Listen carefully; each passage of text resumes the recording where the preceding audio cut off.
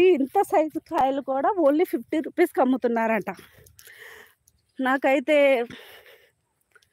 చాలా అంటే చాలా బాధ అనిపించింది. నేను మొన్న మా ఇంటి దగ్గర తీసుకున్నాను కేజీ 120 రూపీస్ పెట్టి. అది కూడా కాయ సైజు చాలా చిన్నగా ఉంది.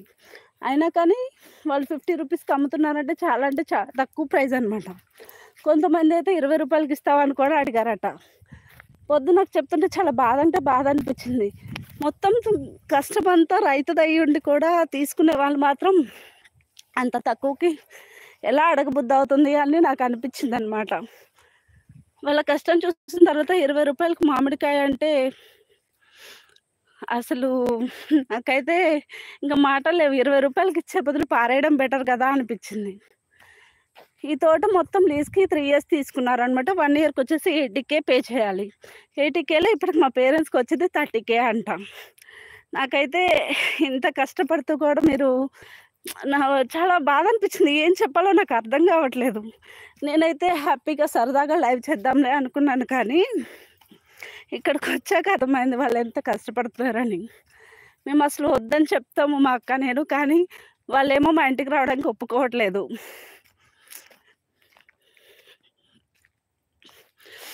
ఫార్మర్స్ అయితే చాలా అంటే చాలా కష్టపడుతున్నారు. ఇట్లాంటి ప్లేస్‌లో ఓన్లీ వాళ్ళిద్దరే ఉంటారనమాట. అప్పుడప్పుడు మా అక్క వాళ్ళ బాబు కూడా ఉంటాడు. వాళ్ళు మాత్రమే ఉంటారు. ఏదైనా పొలంలోకి పురుగు పుట్ట వచ్చినా కానీ పట్టించుకునే వాళ్ళు ఉండరనమాట. ఏదైనా నైట్ టైమ్ హెల్త్ ఇష్యూ వచ్చినా ఇంత దూరంలో ఉంటే ఎవరైనా రావడానికి టైం పడుతుంది కదా. నాకు అదైతే చాలా అంటే చాలా బాధగా అనిపించింది. ఫస్ట్ టైం అబ్బాయి ఎందుకు లేదా అమ్మాయిగా ఎందుకు పుట్టానా అనిపించింది. అబ్బాయి అయితే కొంచెం మా నాన్న వాళ్ళకి సపోర్ట్ ఉందని కదా అని కూడా అనిపించింది అనమాట.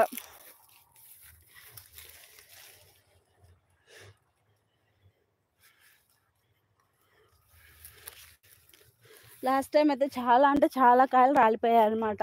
ఒక 1000 కాయల వరకు అయితే రాలిపోయాయట. అవైతే 20 రూపాయలకి 15 రూపాయలకి అడిగారట.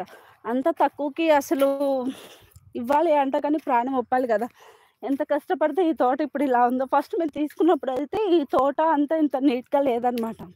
మొత్తం గడ్డి పెరిగిపోయి అలా ఉంది. చాలా వరకు చాలా క్లీన్ చేశారనమాట. క్లీన్ చేసిన తర్వాత ఇప్పుడు చూడడానికి బాగుంది. మనం అనుకుంటాము ఆ తోటకి వెళ్తే కాసేపు హ్యాపీగా ఎంజాయ్ చేయొచ్చు, పిల్లలు తీసుకొని వెళ్ళి తోటంతా తిరుగుతారు అనుకుంటాము. కానీ ఆ తోట అంత క్లీన్‌గా ఉండాలంటే ఫార్మర్స్ వల్లే అవుతుంది, మన వల్ల అయితే కాదనమాట. నేను ఏదో లైవ్ చేద్దామని వచ్చాను. నిజం చెప్పాలి, నా ఇంట్రడక్షన్ ఇచ్చి మా పేరెంట్స్‌ని చూపించి మా తోట ఇది ఇలా ఉంది అని చెప్పాలనుకున్నాను. కానీ వాళ్ళు పొద్దున్న వచ్చిన తర్వాత మా పేరెంట్స్ చెప్పిన మాటలు విన్న తర్వాత నాకు వాళ్ళ కష్టం తెలిసింది. దాన్ని నాకు క్యాష్ చేసుకోవడం ఇష్టం లేదు. అందుకే నేను మా డాడీ వాళ్ళ గురించి మాత్రమే మాట్లాడుతున్నాను. నేనైతే కాసేపు నడుస్తుంటే నాకు ఆయాసం వచ్చేసింది. వాళ్ళు పొద్దున్న లేచిన దగ్గర నుండి ఈ తోటంతా 4, 5 రౌండ్లు వేస్తారట. కాయలు ఏమైనా రాలిపోయినాయా, ఎవరైనా అటు నుండి కానీ ఎవరైనా దొంగలొచ్చి కాయలు కోసుకెళ్ళడానికి వస్తున్నారా, ఇవన్నీ అనమాట. చాలా అంటే చాలా బాధపడుతుంది. నేనైతే నార్మల్‌గా నా వీడియో కోసమే వచ్చాను నిజం చెప్పాలంటే. కానీ ఇక్కడికొచ్చాక అర్థమైంది వాళ్ళైతే ఎంత కష్టపడుతున్నారని. మీరైతే నాకు తెలిసి మీ పేరెంట్స్‌లో కూడా ఎవరో ఒకళ్ళు రైతులైతే ఉండే ఉంటారు. వాళ్ళకి మాత్రం ఖచ్చితంగా ఈ పెయిన్ అయితే తెలుస్తదండి.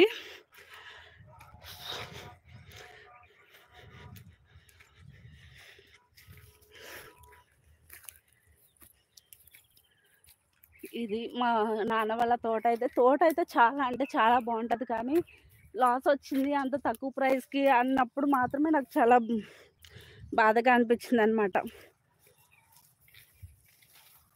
ఈ కాయలైతే మ్యాక్సిమం పండడానికి వచ్చాయి. దీని నుండే పండేస్తుంది అనమాట.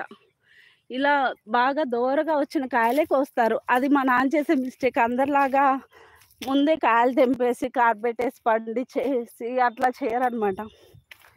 ఆర్గానిక్‌గా పండాలి అంటారు. కానీ అలా ఆర్గానిక్‌గా పండాలి అంటే చాలా కష్టం అనమాట. ప్లస్ ఇంకేంటంటే ఆర్గానిక్ వేలో పండిన కాయలు టేస్ట్ చాలా బాగుంటాయి, కానీ కాస్ట్ ఎక్కువ ఉంటుంది. కానీ తోటకి వచ్చి అడిగే వాళ్ళు మాత్రం నార్మల్ కాయలు ఎలా అడుగుతారో అలాగే రేట్ అడుగుతారనమాట. సో అంత తక్కువ రేట్‌కి ఇచ్చి లాస్ అవ్వద్దు అంటాం మేము.